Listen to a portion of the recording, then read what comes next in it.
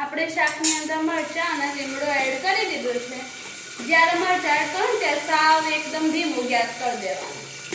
અને આ શાક પણ ફરાળ માટે જ યુઝ થાય, તો એની અંદર આપણે હિંગ ના નાખવાની, એની જગ્યાએ સાધારણ મીઠું નાખી દેવાનું, એટલે તેલ જરા છે ને ઉકળેલું હોય ને તો શાંત થઈ જાય।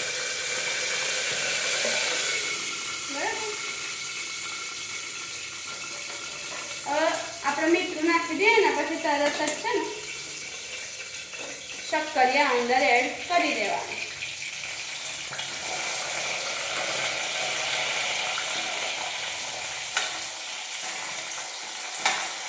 ઘણા લોકો તેલમાં હળદર નાખી દે છે, પણ એ છે ને હળદર તમારી કડવી થઈ જાય, એટલે આપણે હળદર પણ ઉપરથી જ એડ કરશું।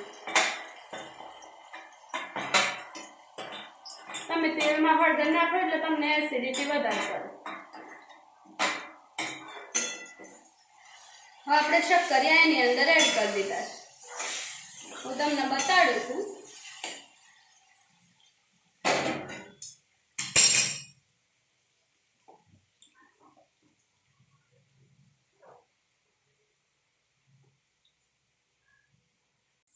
તો જો શક્કરિયા એડ કરશો એટલે સેમ ટુ સેમ બટાકા જેવો જ ટેક્સચર આવશે।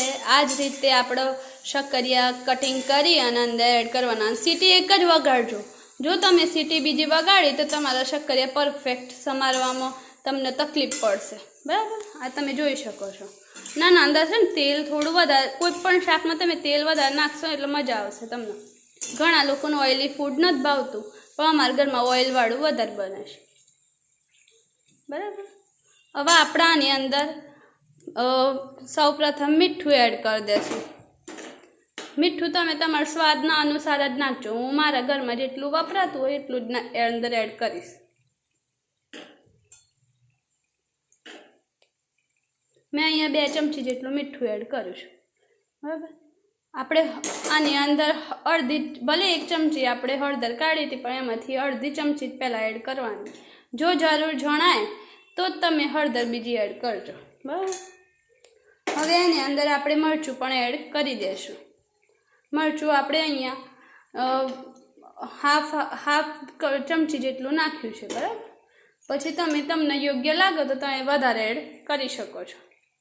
હવે એની અંદર જ આપણે શુગર પણ એડ કરી દઈશું, જેથી શુગર સરખી રીતે અંદર મિક્સ થઈ જાય। બરાબર, તો મેં અહીંયા 4 ચમચી જેટલી શુગર એડ કરી છે। શક્કરિયા એકદમ સ્વીટ જ હોય તો તમે તમારી રીતે પછી એડ કરી શકો છો। બરાબર,